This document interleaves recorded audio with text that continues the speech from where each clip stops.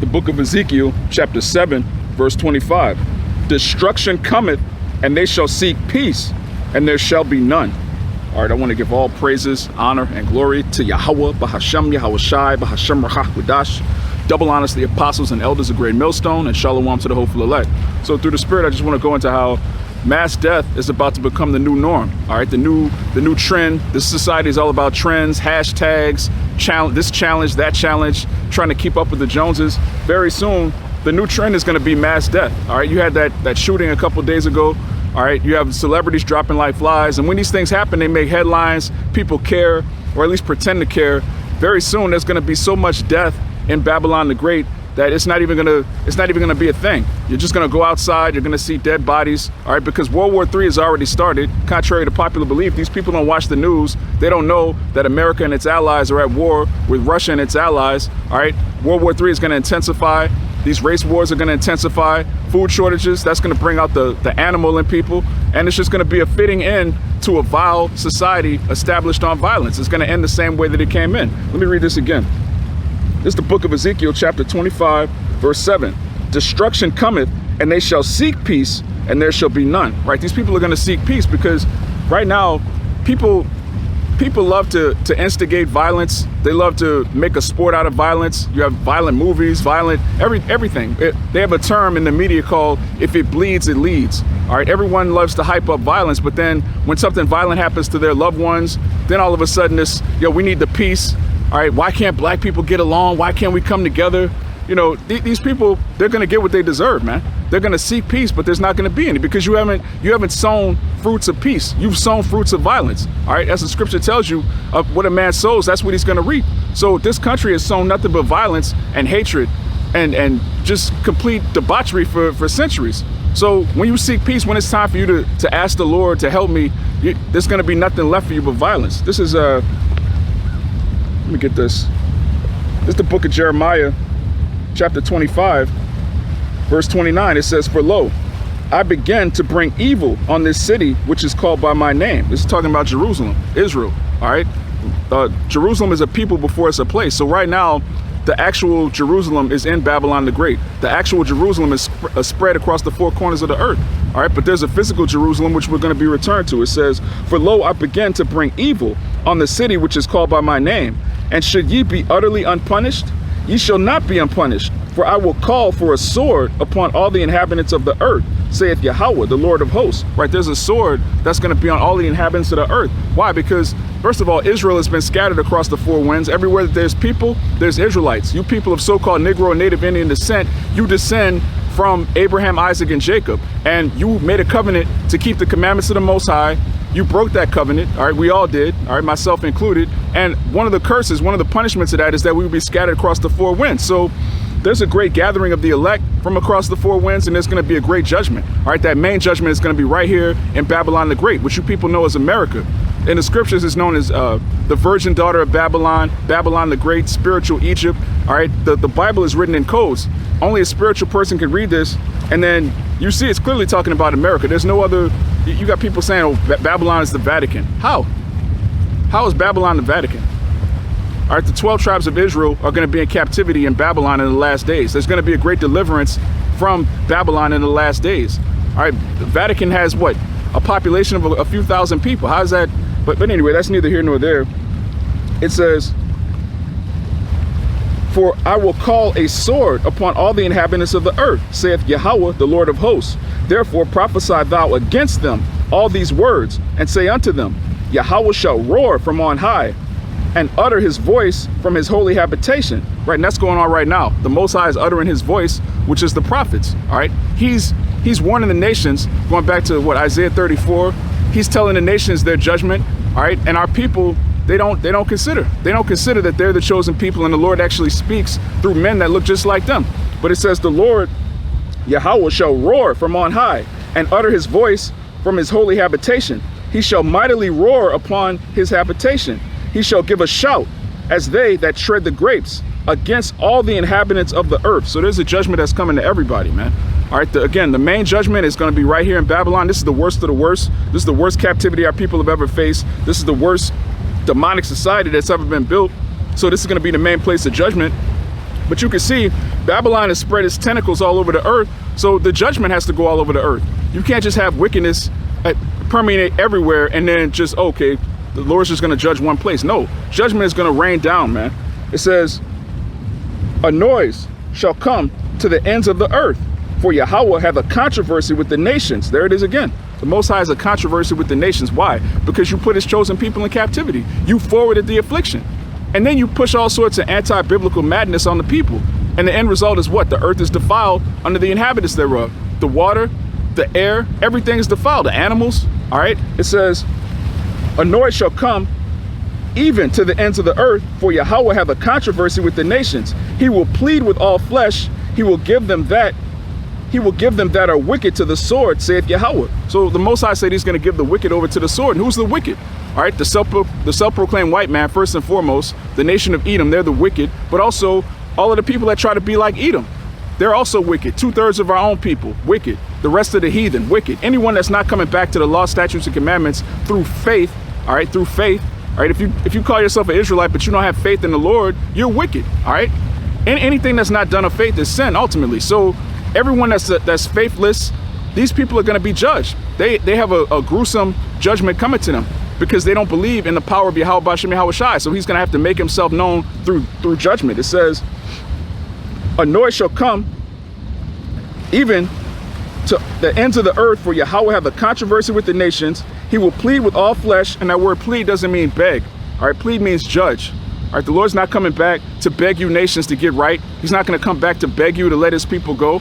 All right, he put the spirit on Moses to tell Pharaoh, let my people go. Then he put the spirit on Pharaoh to harden his heart and not do it. All right, so that's the same thing that's going to happen when you read Romans, the 9th chapter. The Most High raised Pharaoh up. Esau is raised up the same way Pharaoh was. So the pleading that's going to come is going to be through mass violence. It's going to be an everyday thing for you to walk outside and hear screams. It's going to be everyday thing for you to walk outside and see bodies just stepping over dead bodies, man. That's what's coming to the earth. And you have to prepare your mind for these things. It says, he will plead with all flesh. He will give them that are wicked to the sword, saith Yahawah. Thus saith Yahawah, the Lord of hosts, behold, evil shall go forth from nation to nation, and a great whirlwind shall be raised up from the coast of the earth. So again, this is a global judgment, all right? Which again, the main judgment is here, but everywhere. This is why it's so ridiculous when people try to say, oh, we're Israelites, we should go back to Israel. Oh, the missiles are going to destroy America. Let's get on a plane and go to Africa. Let's get on a plane and go to South America. Let's get on a plane and go to Asia. The judgment is going to rain from one end of the earth to the other. You can't run from the judgment of the Most High. You can't hide. When Jake tries to run from the Most High, it's like having a child. They're up past their bedtime. You go in their room and they cover their eyes. You're not asleep, all right? You're not convincing your parents that you're asleep by covering your eyes. Like, no, it doesn't work like that. Okay, you look at your kid, he's like, you're clearly awake, all right? That's what running from judgment looks like. The Most High sees everything. The eyes of the Lord are brighter, 10,000 times brighter than the sun, all right? And the sun gets dim. You can see today it's kind of overcast. So the Most High's vision supersedes that of man. So you're trying to run from the Lord. Okay, I'm an Israelite. The Lord's about to destroy this place. Let me get my passport. No, man, you can't run from judgment.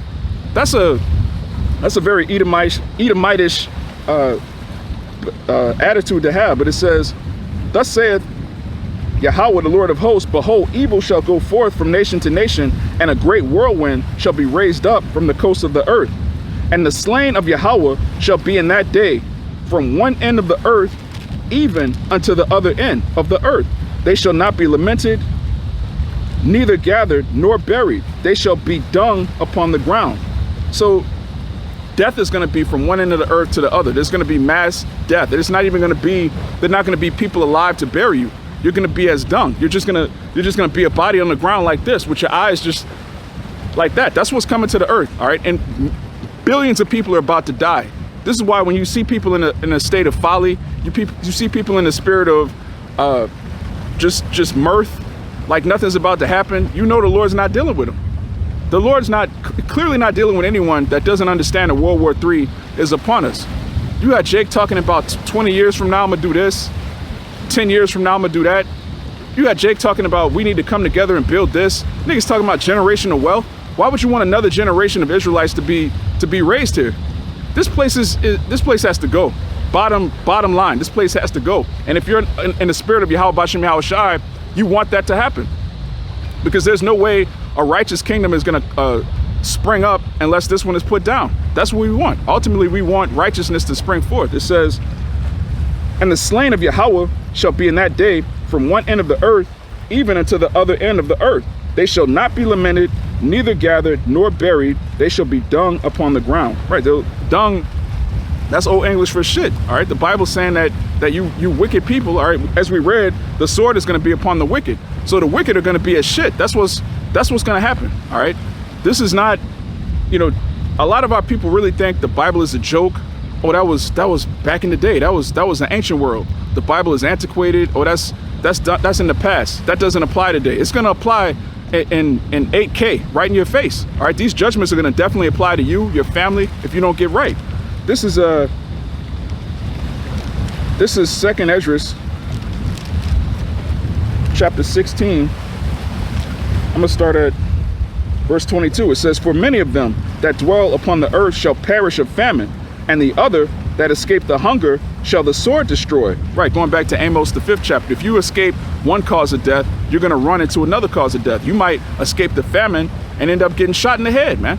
You might escape a gun battle and end up getting pestilence, man. Here it is, you escape all of these judgments, and then you end up with your foot, you step on a tack or you step on a rusty nail, you get tetanus and die, man. In that day, when you have any sort of like a panic attack or even like a hurricane, down here we have hurricanes every year pretty much, and you see when there's no law, people just go into pharmacies and they just take everything, man. So imagine days and weeks without anything coming into the city. No trucks bringing new food, new medicine, nothing. You could die just by something that would be completely harmless right now. Something that could be cured with an aspirin, something that could be cured with penicillin, something that could be cured with a simple visit to the doctor. When these things happen and there's no Walgreens, there's no CVS, there is no emergency room, a lot of people are gonna get horrific judgments from pestilence, man. Something that you would say, oh, that type of disease, that hasn't killed anyone in hundreds of years. Well, that's because you have access to things, you have access to immediate medical attention. So of course it hasn't killed anyone, but the Lord doesn't need anything elaborate to take you out. He could kill you. He's killed a lot of these old niggas with a common cold, man. That's the judgment that's coming to the earth. Millions of people are gonna die in various different ways. And you can see it. You can see all of the dominoes are set up for this thing to go down, man. When you set up all the dominoes in a row, all it takes is that one pluck and everything else comes crashing down. You can see the economic collapse. We're right on the edge of Revelation, the 13th chapter and the 16th verse. It's right here. All right. You have racial tension at an all-time high. Just random, just millions of Northern Kingdom so-called Latinos just flooding the country, man. Just like, where did this happen, man? This is all to set up the end prophecies of the Bible. All right. The Bible speaks of nation against nation, race against race. The scriptures speak about every man. Let me get it real quick. Well, let me finish this first. This back in 2nd Esdras 16, this verse 23. And the dead shall be cast out as dung. There it is again. So we read in Jeremiah 25, the dead are going to be as dung. It's saying the same thing in 2nd Esdras. It says, and the dead shall be cast out as dung, and there shall be no man to comfort them. For the earth shall be wasted, and the city shall be cast down. Right. It tells you in Baruch, miserable are the cities that afflicted Zion. All of the cities that inhabited the Israelites, all of these cities, first of all, we built all these cities. All right. These cities, when you drive down the freeway, when you drive down I-10 or you drive down any type of interstate, when you go over a bridge, all of those streets were paved by the Israelites, man. They were all of the bridges. All right, you have cobblestones for miles upon miles upon miles that was built by our people. All right, and it wasn't like we were given some type of fair wage. Okay, I'm going to give you Israelites $100 an hour to do this painstaking labor. No, man. What the so-called white man did after he so-called ended slavery, which slavery never ended, he had something called the 13th Amendment, which means slavery is illegal unless you're a criminal. So he just made it illegal to be a nigga, basically. All right, you had Jake getting arrested for loitering. You had Jake getting arrested for not having a job. It was illegal to not have a job. Look, I'm not going to hire you. Then I'm going to make it a crime for you to be unemployed, but I'm not going to hire you. So now you're a prisoner. Who does that, man? This is a damn devil. And you niggas that want to stay here, you niggas that want the so-called white man to be saved, your judgment is going to be very fitting, because you don't want justice. You don't want the Most High to reign. You don't want the chosen people to sit on thrones judging the 12 tribes of Israel. You want this place to continue. You want this damn devil to keep ruling, to keep pushing madness, to keep telling young boys that they could be girls, to keep teaching women that they could be men. You want this place to continue. You are sick in the head. All right, it says, and the dead shall be cast out as dung, and there shall be no man to comfort them, for the earth shall be wasted, and the city shall be cast down. And that's exactly what's going to happen. The cities are going to be cast down. All right, it's not just going to be, you know, like when you look at September 11th, right? You had it was a big deal about what happened in New York City. All right, you have a few years ago, you had Philadelphia. What was it? No, it was Boston. You had Boston. The whole city of Boston was shut down because of an incident. All right, you have various school shootings. This city's on the news. There's going to come a point where it's just going to be everywhere. Judgment is going to go forth from one end of the earth even unto the other. It's not going to be a big deal when if 300 people just die like that in your city. It's not going to be a big deal if 2 cities over, 5,000 people just died. All right, you're in a city where 5,000 people just died, but in New York 100,000 just died. These headlines that you see right now, they're not even going to make the news. Very soon, somebody shooting up 30 people is not even going to be a big deal. Oh, it's just 30? That's not even newsworthy. All right, that's what's coming to the earth, mass bloodshed. And if you're not covered with the blood of YAHAWASHI, you're going to be covered with your own blood. It says, oh, that's it on that. Let me get this in, back in Jeremiah. This Jeremiah 16. This Jeremiah 16 verse 4, it says, they shall die of grievous deaths. They shall die of grievous deaths. They shall not be lamented, neither shall they be buried, but they shall be as dung upon the face of the earth. And they shall be consumed by the sword and by famine, and their carcasses shall be meat for the fowls of heaven and for the beasts of the earth. So again, you keep seeing this word dung over and over again. All right, the Most High is likening the wicked unto shit. They're just going to be just spread out all over the world, man. Just dead bodies. That's what's coming. And when you smell a dead body, it's repugnant. You actually have a physical reaction to it. It's not like walking into a house or someone's musty.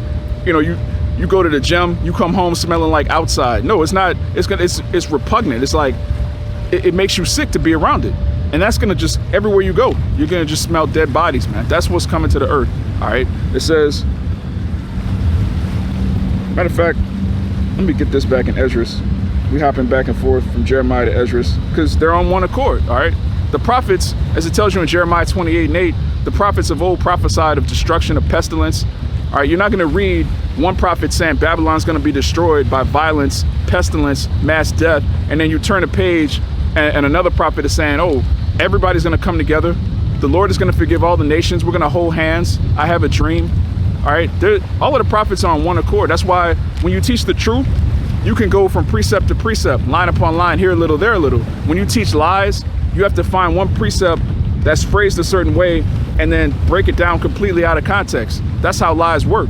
All right, if you want to say the name of the Lord doesn't matter, or we don't know the name of the Lord, you have to go to very specific precepts and then lie and completely mangle the scriptures. If you want to prove that the name of the Lord matters, there's thousands of precepts to prove that. That's how the truth works. But our people have itchy ears. They like to hear someone butcher the doctrine so that they can feel comfortable about going off. Whether it's having sex on the Sabbath, whether it's the heathen can be saved, whether it's we don't know the name of the Lord, all of these idiotic doctrines, these camps, these false camps, they have people heap onto them disciples because they want to hear lies, man. The scriptures tell you, if you lie to your people, you'll be a prophet of Israel. That's how lies work, man. If you want to make a lot of money, first and foremost, lie to the so-called black woman. All right, just be a simp. Be in a Christian church, be on YouTube, be a relationship guru. Just lie to black women. You can make a quick bag like that, man. All right, you can lie to niggas. You can lie to so-called white people, man. The so-called white man loves to be lied to. All right, you have entire suburbs of people that believe Donald Trump is going to save America and make America great again. Why? Because they love lies, man. The majority of people cannot handle the truth. Their minds, their cogitation cannot handle reality, okay? The actual reality of what you've done to the Lord's chosen people, and that you have to pay for that. That's something that's like, whoa, whoa, whoa. What do you mean? God's gonna punish me for just a few thousand niggas getting hung? God is gonna judge me for, you know, just raping Israelite women left and right, all right? Chopping off their breasts, doing all sorts of medical experiments on them. You mean there's a judgment for that? Nah, you guys aren't the Israelites, y'all are African. They can't handle the truth, because once you accept the truth, you're doomed, you're condemned, okay? If you're not of the elect of Yahawah, bahasham, YAHAWASHI, and you read this book, you read the judgments, you read what's gonna happen to this place, you're bugged out, you're conflicting in your mind, you're condemned. What hope is there for you if this book is true? If we actually are the Israelites, and this country actually did everything that this book said that Babylon the Great would do to the 12 tribes of Israel, if that's actually true, then what's gonna happen to your future? What's gonna happen to your children? You're gonna be destroyed, you're gonna go into slavery, hardcore slavery, and you're gonna build up the kingdom of heaven through manual labor. That's gonna happen. But people can't accept that, so hey, y'all can't be the Israelites, y'all are just some niggas, all right? Jesus is olive colored, he's Arabic, he's anything but a nigga, all right? That's basically what these people think, because they can't accept the truth. Now, this is back in 2nd Esdras. This is chapter 15, verse 10. It says, "Behold, my people is led as a flock to the slaughter. I will not suffer them now to dwell in the land of Egypt." Right, and this is talking about a future Egypt, all right? It tells you in Revelation 11 and 8 that this is spiritual Egypt and Sodom. And the scriptures are saying, look, I'm not gonna suffer my people to dwell here anymore. Their punishment is accomplished, their punishment is up. So now I'm about to do this. It says, "But I will bring them with a mighty hand and a stretched out arm, and smite Egypt with plagues as before, and will destroy all the land thereof." Right, the Most High is going to smite Egypt with plagues as before. How did he do that before? Read the book of Exodus, what the Most High did to ancient Egypt. That's coming here, and it's going to be worse. It's going to be infinitely worse, because the technology here is worse, the wickedness is worse, there's more people here, so the judgment is going to be worse. It says, "I will smite Egypt with plagues as before, and will destroy all the land thereof." Right? He's going to destroy all the land. There's not going to be any semblance of America. After those missiles hit, you're not going to be able to look and say, okay, that's Mississippi and that's Louisiana. That's the border right there. No, there's not going to be any borders. All right, the line of confusion is going to be spread. All right, this place is going to get turned upside down. There's going to be a whole new map. All right, the kingdom of heaven is going to look completely different than the world does today. The same way the world looks today now, different than the flood.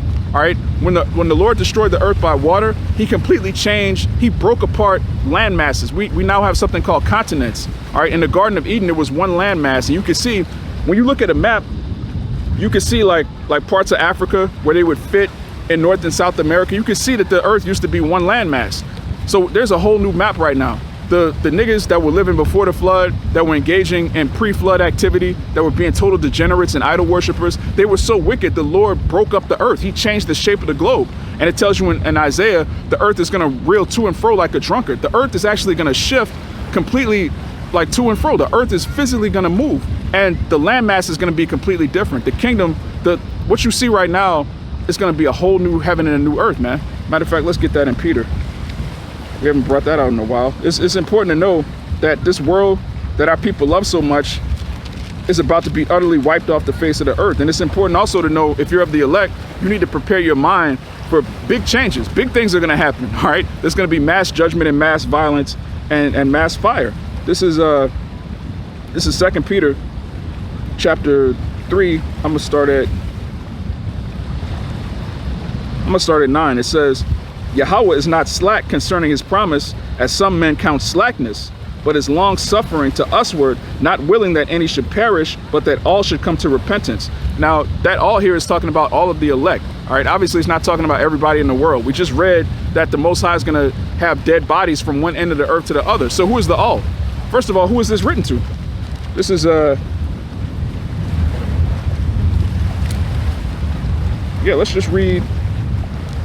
let's read Peter 1:1. It says, "Peter, an apostle of YAHAWASHI Mashiach, to the strangers scattered," not everybody, "to the strangers scattered throughout Pontus, Galatia, Cappadocia, Asia, and Bithynia, the elect according to the foreknowledge of the Most High, the Father, through sanctification of the Spirit unto obedience and the sprinkling of the blood of YAHAWASHI Mashiach. Grace unto you and peace be multiplied." So he's opening the letter by telling you who it's written to. It's written to the elect that was chosen from the foundation of the earth to be sanctified by the blood of YAHAWASHI Mashiach. That's not everybody. There's no book in the Bible where it says, hey, you know, you read the first line of the book, it says, hey, peace to everybody in the world. Hey, what's up, all the nations? What's up, Ammon? What's up, Moab? Like it's a goddamn rap song, you know, a nigga just calling out every city. Shout out to these niggas, shout out to no, man. The Bible is written specifically to those that fear the Lord, the remnant of the nation of Israel. That's who this entire book is written to, from Genesis to Revelation. All right, so when you read in Peter, when it says all, that's who the all is. The all is the elect that are covered by the blood of YAHAWASHI Mashiach, the Israelites that repent and put off the world. That's why it says, not willing that any should perish. This is back in 2 Peter 3 and 9. It says, not willing that any should perish, but that all should come to repentance, right? Every Israelite that's of the elect, when they hear this gospel, this marvelous light, they're going to cleave unto it. They're going to run towards the light, all right? All of the wicked, they're going to see the light and be repelled by it, all right? Going back to John, 3 and 19, all right? When your spirit is righteous, all right, because all of our works are as filthy rags, but when your spirit is righteous, when you want to get close to the Father, you're going to hearken unto his word. You're going to believe in his only begotten son. When you're wicked, all right, when this word trouble, when you have a allergic reaction to righteousness, all right, that's because you don't believe and you're condemned. So this all is not talking about every nation. It's not talking about every Israelite. The all is talking about the elect. It says that all should come to repentance. But the day of Yahweh will come as a thief in the night, in the which the heavens shall pass away with a great noise. All right, those missiles, the chariots, there's going to be a great noise to destroy this place.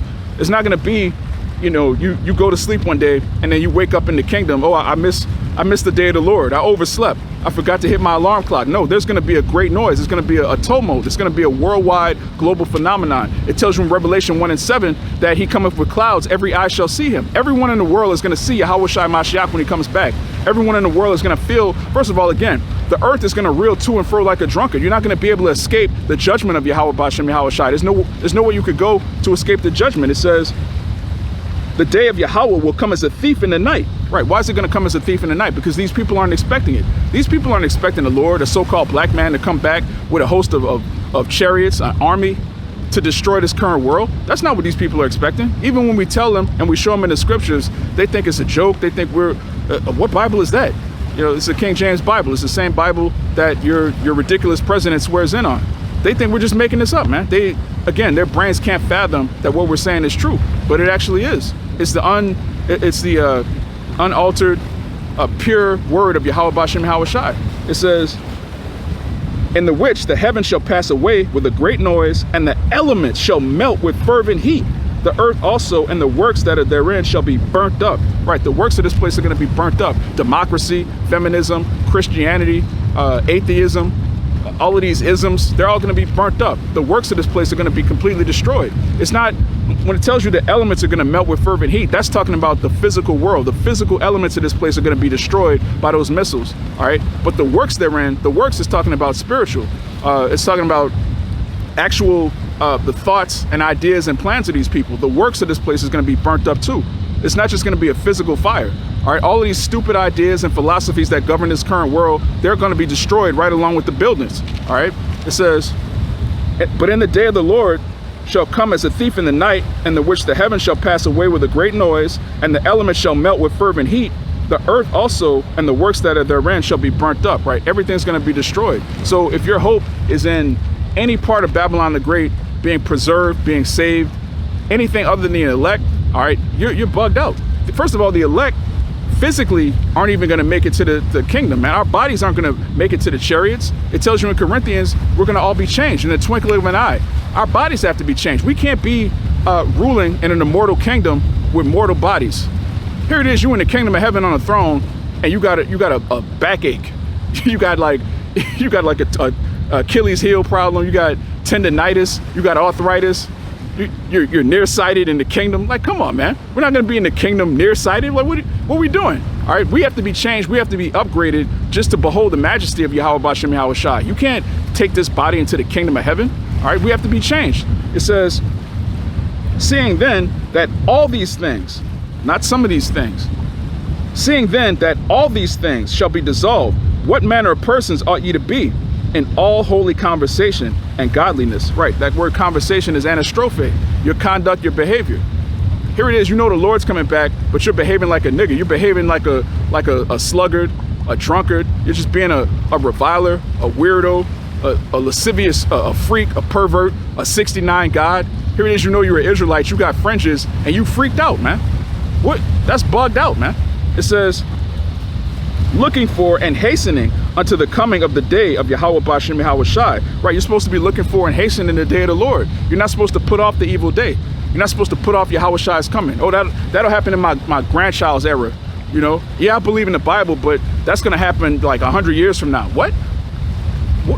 If we were here another 100 years, there would be punks hanging from this tree right here. Niggas would be levitating like this. This place has to go now, man. Yesterday. America has to be destroyed yesterday. So if you're putting off, if you're not hastening, let me read that again. It says, looking for and hastening unto the coming of the day of Yahawah bahasham YAHAWASHI, wherein the heavens, being on fire, shall be dissolved, and the elements shall melt with fervent heat. So it says it twice. All right. The Apostle Peter, which is the head of the church, which is also King David, if you're spiritual, if you can receive that, he's telling you that the elements are going to be on fire. All right. The oxygen, first of all, we live in here down in Louisiana, we have something called Cancer Valley. We have multiple zones in Louisiana where there's so many power plants and chemical plants that everybody that lives there gets cancer eventually. At some point in your life, if you live in a certain zip code, which you know who lives in those zip codes, all right? Let's not play. It's so-called Negroes, mainly, all right? Then you got so-called Latinos that are coming in here. They're living in the worst parts of the state as well. So there's so much flammable chemicals in the air down here. What do you think is going to happen when those missiles get let off, man? The elements are going to melt with fervent heat. It doesn't say the elements are sort of kind of they're going to be a little bit on fire. No, man, the elements are going to melt this place. It tells you in Malachi that Babylon the Great is going to be like an oven. All right, you niggas riding around in 2024 listening to 400 degrees, man. You're going to be a lot hotter than Juvenile, man. This is going to be something that is going to be talked about forever. All right, the same way we still talk about the flood, the same way we still talk about ancient Egypt being destroyed. All right, you got these Hotep niggas still in love with Egypt. All right, all you niggas that love America, hey, you're going to be famous, man. All right, the book of Acts, point 2, all right, 2.0 is being written right now. And you niggas that are coming up against us, you're going to be immortalized the same way as those niggas that came up against Paul, the same way the niggas that came up against Peter and the apostles and YAHAWASHI first and foremost. All right, it says, nevertheless, we, who is the we? The we is the same as the all right? The elect of the nation of Israel as sanctified by YAHAWASHI. Nevertheless, we, according to his promise, look for new heavens and a new earth wherein dwelleth righteousness, right? It says according to his promise. What did the Most High promise us? He promised us a kingdom of righteousness in the land of Jerusalem with the Israelites ruling over the heathen. That's what he promised us. So where do you get Judaism from? Where do you get Christianity from? Where do you get Islam from? All of these so-called Abrahamic religions completely ignore the promise that was given to Abraham. How do you have an Abrahamic religion that ignores what the Most High promised that he was going to give Abraham, Isaac, and Jacob? Listen, man, the works that are in this place have to be burnt up. Again, it's not just the physical buildings. It's not just the cars. It's not just the school you went to. No, the actual works, the ideas, the philosophies of this place have to go, man. We have to be changed. We have to be cleansed. And it starts right now here in your spirit and your mind. All right, you have to be made new. You have to become a new creature. And guess what? That is going to come with new bodies. All right, this place is going to be destroyed. Our bodies are going to be destroyed, and we're going to get new bodies. That's our faith. That's our hope. All right, we don't hope to come together here in Babylon the Great and have a big cookout with a bunch of niggas in fringes and just pretend to be kings. Oh, peace, king. What up, God? Peace, king. What up, brother? Shalom, family. No, man, we want to have an actual dominion. All right, not this make-believe, this BS here, man. It says, nevertheless, we, the elect, according to his promise, the Most High's promise, look for a new heavens and a new earth wherein dwelleth righteousness. Now, is that talking about a new planet? Is the Most High going to take us from here and put us on Mars? All right, he's going to just destroy the earth utterly and then put us on Mars. No, man. The new earth is talking about a refreshed earth. All right, that word new in the Greek is kainos, which means refreshed. The earth is going to be refreshed. The same way water is a cleansing agent, so is fire. All right, this place getting burnt up is actually going to cleanse the earth. All right, this has to happen for us to have a righteous kingdom. Jake trying to find a way in this man's society, trying to jump on a hamster wheel, All right, yesterday I was a Democrat, now I'm a Republican. All right, the Democrats, they messed over black people. Now I'm gonna vote for Trump. You niggas are running in a hamster wheel, man, going nowhere. And the hamster wheel is about to get set on fire. You're gonna be a hamster on a burning hamster wheel going absolutely nowhere, just getting burnt up. That's what's coming to 2/3 of our people, and that's what's coming to these goddamn heathen. All right, it says, wherefore, beloved, seeing that ye look for such things, be diligent that ye may be found of him in peace, without spot and blameless. And the only way to be found blameless is to have faith in YAHAWASHI Mashiach. You can't be found blameless by the works of the law. All right, you can't be found blameless by putting fringes on all your t-shirts. You can't be found blameless by boasting and keeping every commandment, which that's impossible, man. Which a lot of you niggas are hypocrites. You know, Apostle Gabar has been going into it recently. Just a simple law as separating from your wife while she's on her cycle. You jakes are not, you're not telling a black woman to get out of your house for 7 days while she's bleeding. You niggas ain't doing that, man. You niggas can't even preach the Bible correctly because you're afraid of your woman. You expect us to believe that your whole congregation is putting their woman away for a week out the month? Who are you fooling, man? You're not fooling the elect. You're not fooling the Most High. You're fooling yourselves, perhaps. Let me get back to the death, because you niggas have to die. That's the conclusion of the matter. That's the general theme of today's sermon, as it were. All right, this is back in, oh yeah, we got to finish that Esdras. This is back in 2nd Esdras 15. And yeah, I'll just start at 10 again and just read on down. It says, behold, my people is led, my people Israel, the Israelites, all right, you people of so-called Negro and Native Indian descent, not everybody. It says, and that's another thing, when you read my people, when you read the elect, when you read the remnant, when you read Zion, when you read Jacob, when you read these words, it's talking about the same people. Anybody picking up this book trying to say it's talking about everybody, it's bugged out, man. You're blatantly lying because, again, you can't handle the truth. This book is for us because the Lord loves us. He gave us instructions. He didn't give you heathen commandments. You don't tell someone else's children, all right, these are the rules of my house. You just walk on a playground and you start pointing to random children. Hey, you, all right, be in bed by 7 o'clock. Like, what? No, he's our father. So he gave us laws, restrictions, and commandments, guidelines, all right, rules to live by. He didn't give that to you. Why? Because he doesn't love you. He doesn't claim you.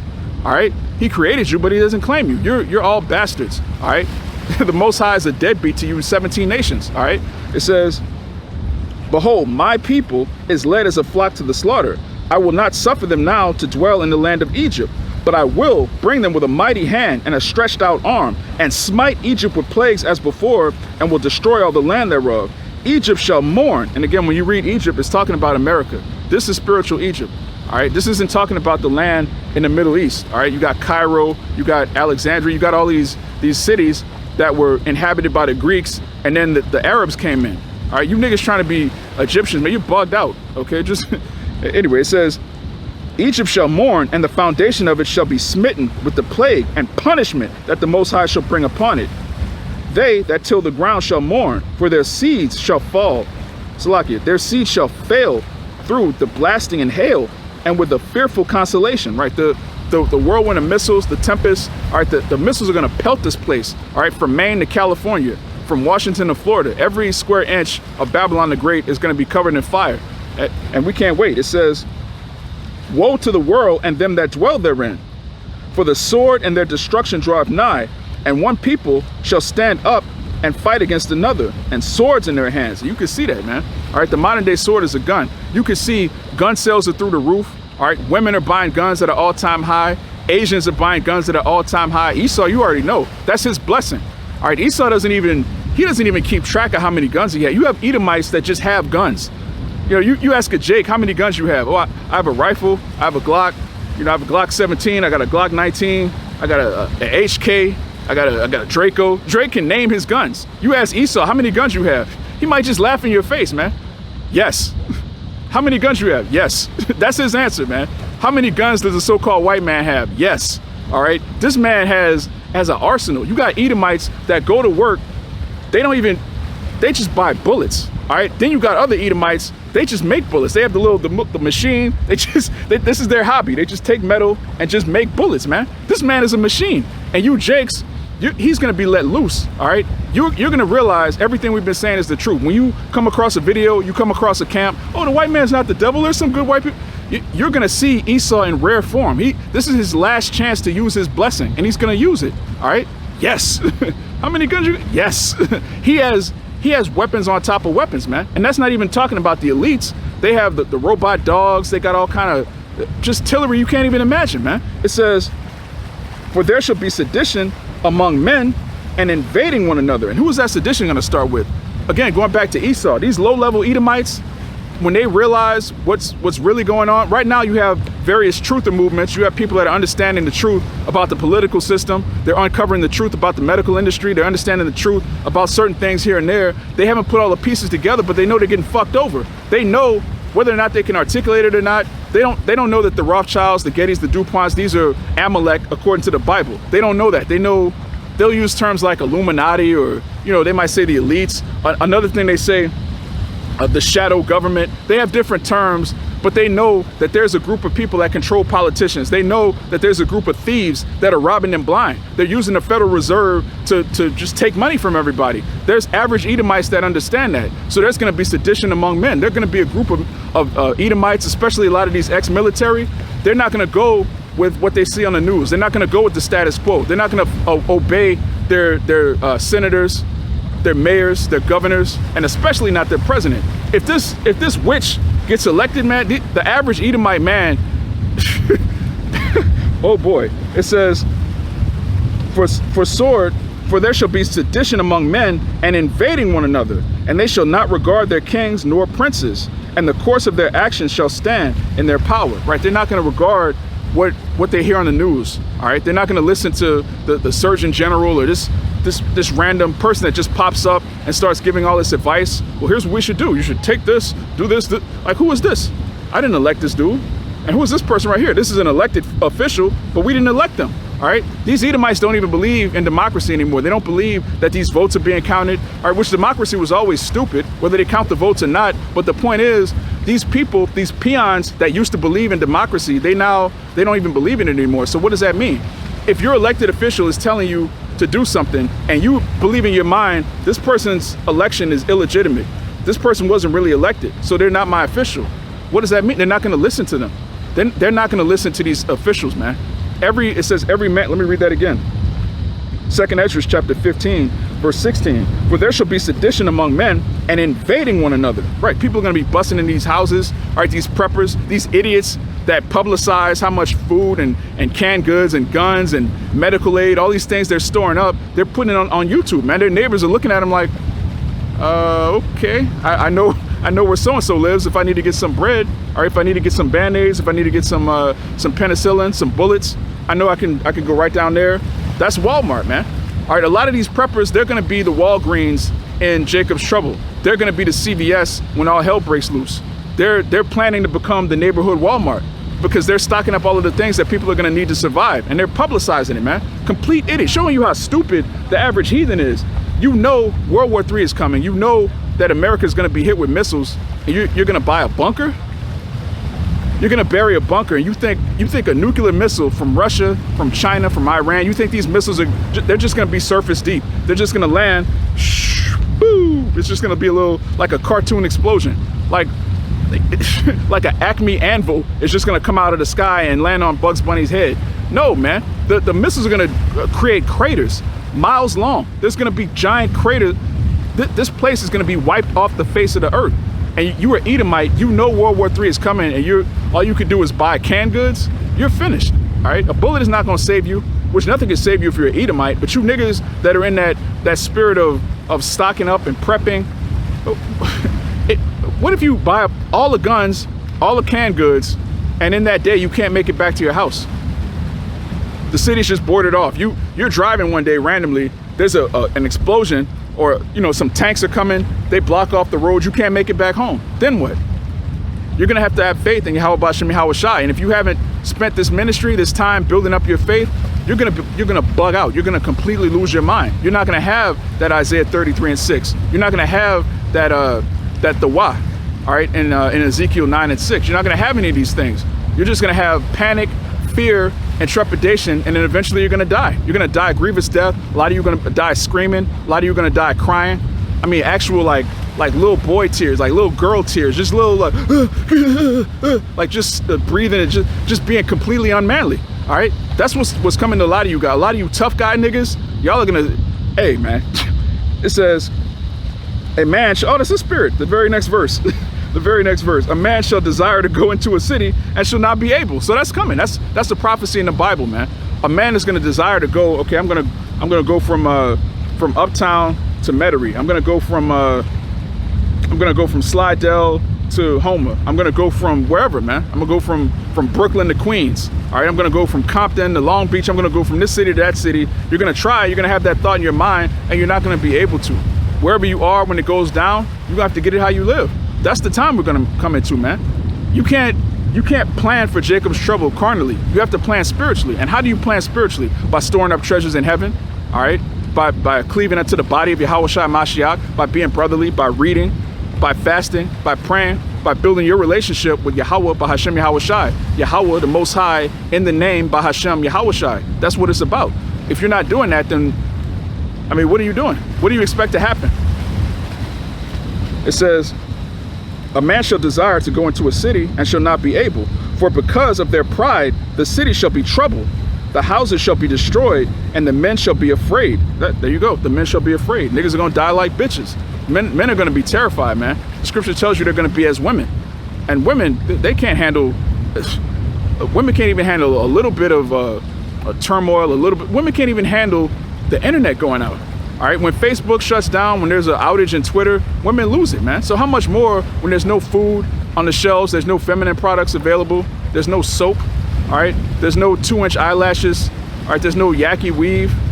These women are gonna lose it, bro. And you have a whole contingent of men that can't wait for all hell to break loose just so women can finally, you know, oh, I knew you needed a man, you know? These weirdo niggas obsessed with, they're looking forward to Jacob's trouble, not because it's going to usher in the kingdom of heaven. They're looking for Jacob's trouble so they can get back at that girl that didn't like him in high school. They could get back at some bimbo on Instagram taking pictures with her ass on the sink. All right, you want her to die a horrible death because you wanted to box. That's bugged out, man. A lot of these dudes, they watch Israelite videos and they know what's coming. They love to quote Isaiah 4:1. They're acting like they want the day of the Lord, but what is the end to you? Let's get that in Amos. The book of Amos, chapter 5, and should be around 18. Yep. It says, woe, Amos chapter 5, verse 18. It says, woe unto you that desire the day of Yahawah. To what end is it for you? The day of Yahawah is darkness and not light. Right, the scripture says, woe unto you that desire the day of the Lord. To what end is it for you? For those of you that are looking forward to economic collapse, just so you can see black women on the streets, you know, crying and begging, what is the end of that to you? All right, when all hell breaks loose and these black women are getting put to death in mass numbers, when these black women realize that they actually do need a husband and they don't have one, and they get put to death and they learn their lesson, what's going to happen to you? All right, if you're not covered with the blood of YAHAWASHI, if you don't believe in the scriptures, where do you think you're going to be when the so-called black woman is getting put to death? You're going to be in a high rise somewhere, in a skyscraper, looking down, laughing, haha, Keisha. You know, you niggas. You manosphere niggas, you red pill niggas, you podcast niggas, you relationship guru niggas, you Kevin Samuel wannabe niggas, all you niggas that come on the internet all day complaining about black women, you're looking forward to Isaiah 4:1. Do you not realize that the majority of you are gonna die before they do?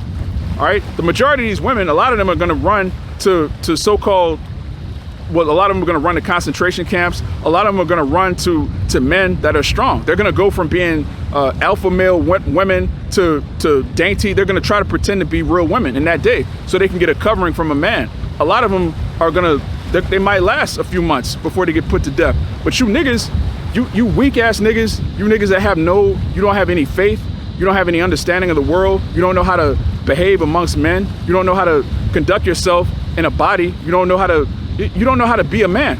So what are you going to do that day? Woe unto you that desire the day of the Lord. Let me read that again. This is the book of Amos chapter 5, verse 18. It says, woe unto you that desire the day of the Lord. To what end is it for you? The day of Yahawah is darkness and not light. Now, we read in 2 Peter that you're supposed to look forward and hasten the day of the Lord. This is saying, woe to you that look forward to the day of the Lord. What does that mean? And Peter, Apostle Peter is talking about the elect. We're supposed to look forward to the day of the Lord because we know the Lord is coming back. We know the Lord is coming back to judge the righteous and the wicked and to give every man a reward according to his works. If your works are righteous, you want to look forward. You look forward to payday. All right. If you go to work every day, you work overtime. You got 50 hours a week, 60 hours a week, 80 hours a week. You look forward to that check. You look forward to your paycheck. All right. If you're wicked, all right, you're a criminal, you're on the run, you don't look forward to the day that you get caught. All right, so if the Lord is coming back to reward every man according to his works, the righteous are going to look forward and hasten his coming. The wicked, what is the end of it to you? Let me read that again. This is Amos chapter 5, verse 18. It says, woe unto you that desire the day of Yahawah. To what end is it for you? The day of Yahawah is darkness and not light, as if a man did flee from a lion and a bear met him, or went into the house and leaned his hand on a wall and a serpent bit him. Right. If you run from one cause of death, you're going to run into another cause of death. All right. If you escape the famine, you're going to die by the sword. If you escape the sword, you're going to die by the pestilence. If you escape the famine, the sword, and the pestilence, you're going to get hit with a missile. There's no way of escape the judgment of YAHAWAH, bahasham, YAHAWASHI. If you're of the wicked, there's nowhere to go. Well, how are you going to avoid a missile? You're going to jump really high. You're going to try to time it. Okay, when the missile lands, I'm just going to jump. And then, the blast is going to... No, man. You're going to die a horrific death. And the scripture says you're going to be like women in that day. You niggas are going to cry. You're going to pout. And you're going to be burnt up, man. It says, shall not the day of Yahawah be darkness and not light, even very dark, and no brightness in it? Right, there's not going to be any brightness in the day of the Lord. Those missiles are actually going to cover the sun. All right, the sky is going to be blotted out. It's going to be gloomy. It's not going to be overcast. Like right now, it's overcast. You can still see the sunset. You can still see clouds. You can still see people, man. All right, it's lit well enough. All right, you can see me. All right, there was a darkness that covered Egypt to the point where you couldn't even see your hand. All right, there was a darkness so thick that you couldn't see your hand right in front of your face. That kind of gross darkness is coming to America, man. And right now, it's already spiritually dark. There's already gross darkness covering the minds of these people. So how much more when there's actually the sun is blotted out? All you see everywhere you go, you just hear screams, but it's dark. You can't see, you can hear where the scream is coming from, but you can't really hear you can't see what's causing the scream. That's terrifying, man. You walk outside, you trip over a dead body, you can't even see where you're going, but you smell a stench. All right, this is what's coming. All right, this is let me get back in Esdras. This is back in 2nd Esdras. It says, we read sedition among men. Oh yeah, 2nd Esdras 15. Let me read 18 again. It says, for because of their pride, the city shall be troubled. Right, the reason this is all happening is because of pride. All right, the scripture tells you clearly that pride goeth before destruction. And there's no place more proud than Babylon the Great. There's no place where women feel like they could tell anything to a man, where the heathen feel they could boast over the Most High. All right, the so-called white man can portray himself to be the Most High, man. This is the height of pride, man. The haughtiness, all right, which the word haughty means disdainfully proud. So it says, because of pride, the city shall be troubled, the houses shall be destroyed, and men shall be afraid. A man shall have no pity upon his neighbor, but shall destroy their houses with the sword, and spoil their goods because of the lack of bread and for great tribulation. So there it is again. All right, you prepper niggas, all you people that have, some of you that have generators, all right, which those things are loud as hell, man. When the power goes out in a block, a city block, anybody that has a generator, you could hear it. It cranks up. It's like a T-Rex, man. It's like it's basically a signal, an ensign. Come rob me. All right. I have food. My refrigerator's still on. I still have electricity. Come charge your phone over here. You're basically announcing to your neighbors that while their power's out, yours is still on, man. That's why it says this. A man shall have no pity upon his neighbor, but shall destroy their houses with the sword and spoil their goods because of the lack of bread and for great tribulation. Right? When there's a lack of bread, people lose it, man. All right? People aren't themselves when they're hungry, man. They have that, what is that, Snickers? The Snickers commercial, you're not yourself when you're hungry. That's true. All right? When their ribs start touching, or when your stomach starts growling, you start sounding like a Hemi truck. That's when all thought, rationale, understanding, it just goes out the window. I gotta eat. That's an animal. An animal just has to eat. An animal has no understanding. And that's what these people are going to become, which really they're animals right now. According to the scriptures, when you're not following the commandments, you're an animal. You're a beast. All right. All you do is please your flesh. Whatever feels good, you do it. All right. Whatever you want to eat, you eat it.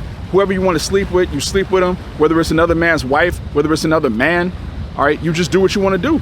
That's an animalistic state. And that's the state that people are going to be in these last days. They're not guided by the Holy Spirit. They're not guided by YAHAWAH, bahasham, YAHAWASHI. They're guided by their own lusts. So if you're the only thing standing between them and them fulfilling their lusts, they're gonna do you in, man. All right. A lot of these, when it says the neighbors, you're gonna spoil their goods.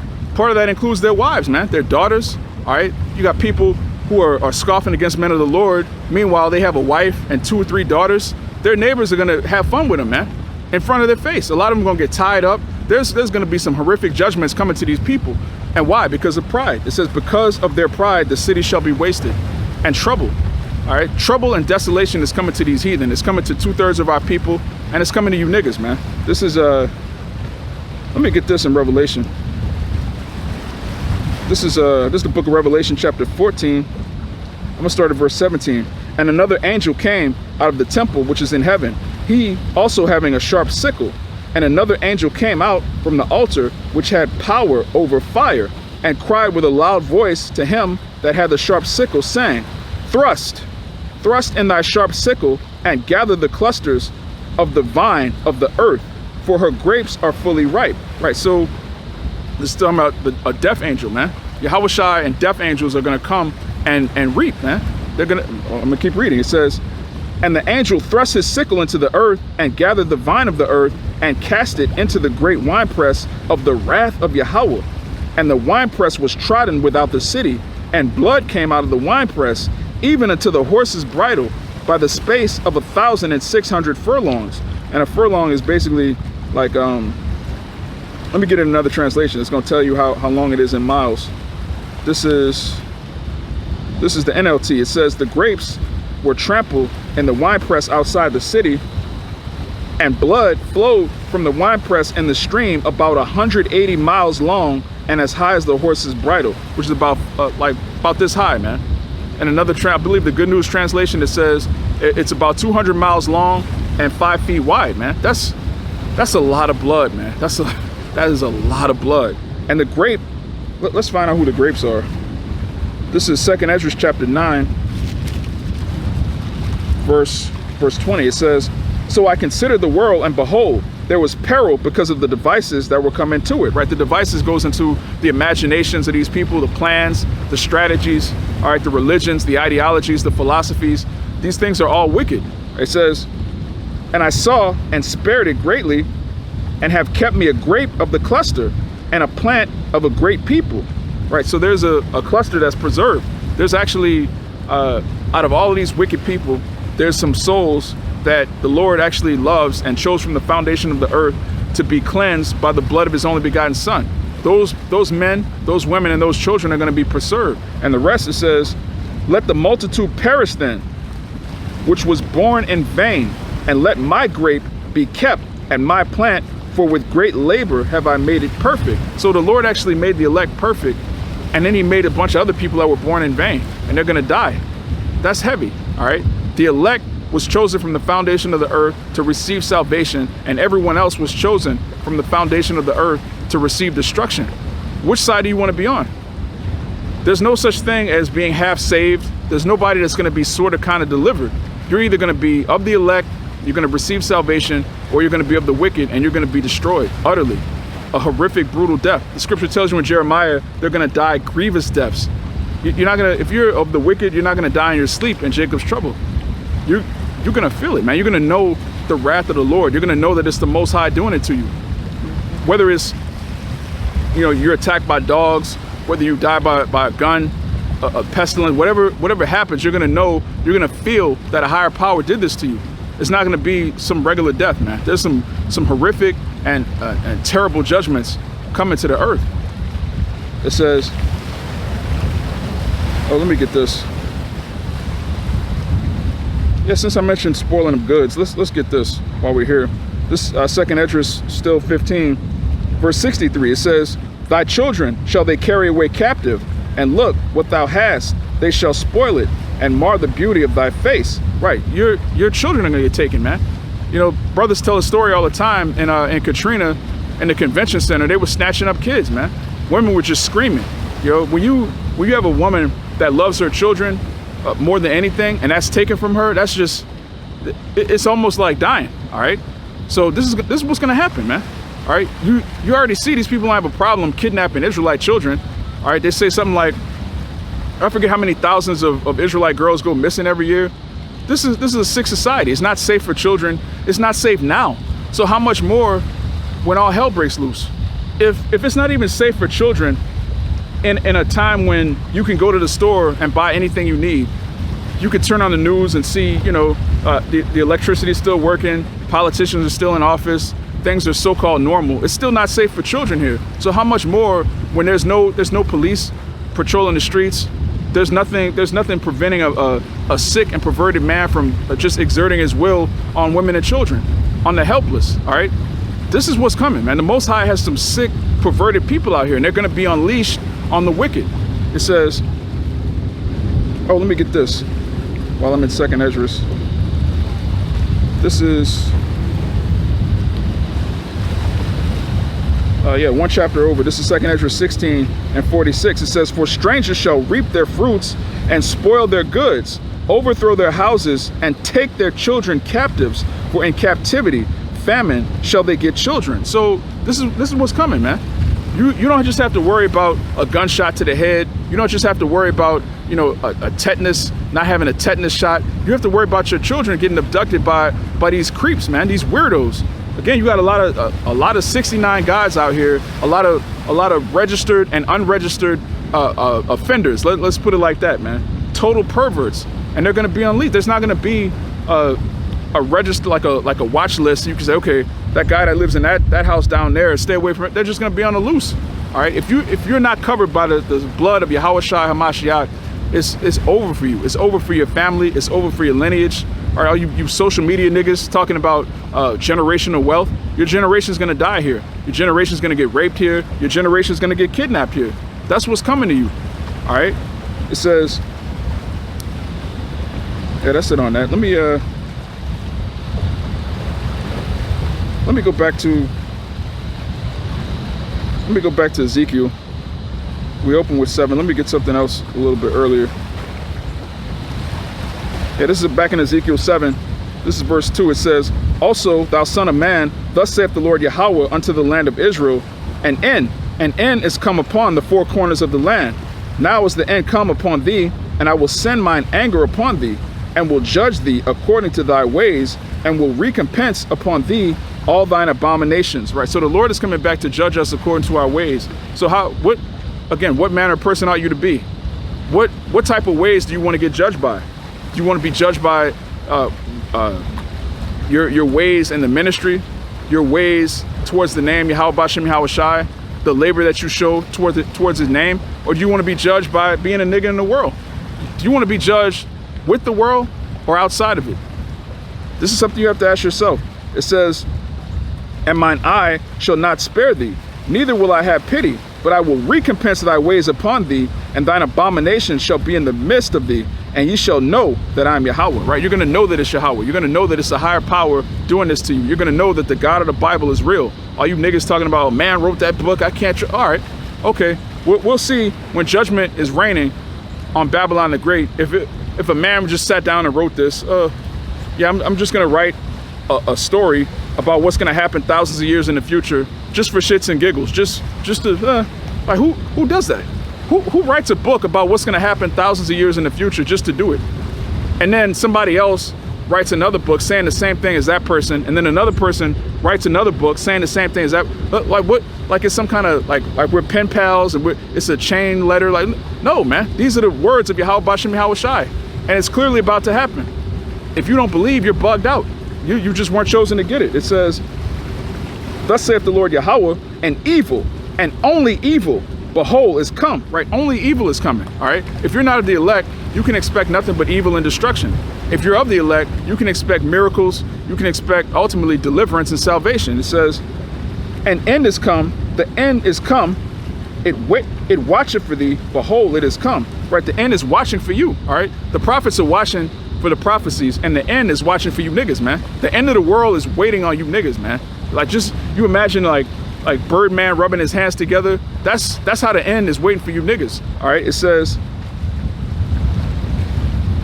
yeah, that's it on that. Let me get this in Daniel. It's the book of Daniel, chapter 12, starting at the top. And at that time shall Michael stand up, the great prince, which standeth for the children of thy people. Right, there's actually going to be angels that fight for us. Angels, right now, you can't see it, all right? If you're not spiritual, you can't see it. There's actually angels that are holding back the destruction of this place. One angel is strong enough to destroy the earth. There are angels that are holding back the four winds so that the elect can be sealed. So we actually, through the Spirit, we have angels protecting us right now. Every man of the Lord, all right, tells you in Psalms that angels encamp the men that fear YAHAWAH, bahasham, YAHAWASHI. But there's actual, like, high-ranking angels holding back the destruction just so the elect can be sealed. It says, Michael, at that time shall Michael stand up, the great prince, which standeth for the children of thy people, and there shall be a time of trouble. There shall be a time of trouble such as never was since there was a nation, even to that same time. And at that time thy people shall be delivered, every one that shall be found written in the book. Right, when you read Jeremiah, where it talks about Jacob's trouble, it says he shall be saved out of it. When you read Daniel 12, it tells you that there's going to be a time like no other, but he's going to be delivered out of it. So there's a great destruction and a great deliverance that goes hand in hand. What side do you want to be on? The destroyed or the saved? Yeah, through the Spirit, a point has been made. Great death is coming. You know, when you see these things happen, don't bug out. The prophets told you about it. All right, Jeremiah, Ezekiel, Ezra, John the Revelator, YAHAWASHI. All right, the prophets told you that great death is coming. So you shouldn't freak out when you see these things. Certain things are gonna shock your senses. All right, we're men, we're in this flesh. We have family, we have loved ones that we care about. Some of them are gonna die horrible deaths. It is what it is, but you have to keep your eyes single. You have to keep thinking about the kingdom of heaven. You have to keep pressing forward towards the mark, all right? As long as you're alive, as long as you're in this body, all right, you haven't been delivered yet fully. So whatever happens to you, you have to keep your mind sharp, man. Focus. Don't bug out. Jake, don't bug out, all right? That's what this ministry is for, is to prepare us, is to perfect us, all right? Going back to what? Ephesians, the 4th chapter. This ministry is for the perfecting of the saints, to go from one glory to another glory and to another glory until YAHAWASHI comes back and fulfills everything and makes us perfect. That's what we want, all right? Which, that's a whole nother topic in itself, which, you know, I don't want this to go on too long, but the point has been made, man. All right, mass death is coming. So prepare your mind, prepare your spirit, and, you know, hey, prepare any way you can, all right? Starting with fasting and prayer. So I'm gonna end this with, as we do always, I'm gonna give all praises, honor, and glory to YAHAWAH, bahasham, YAHAWASHI, bahasham Rachakwadash, double honors to the apostles and elders of great Millstone, and Shalawam to the hopeful elect. Shalawam.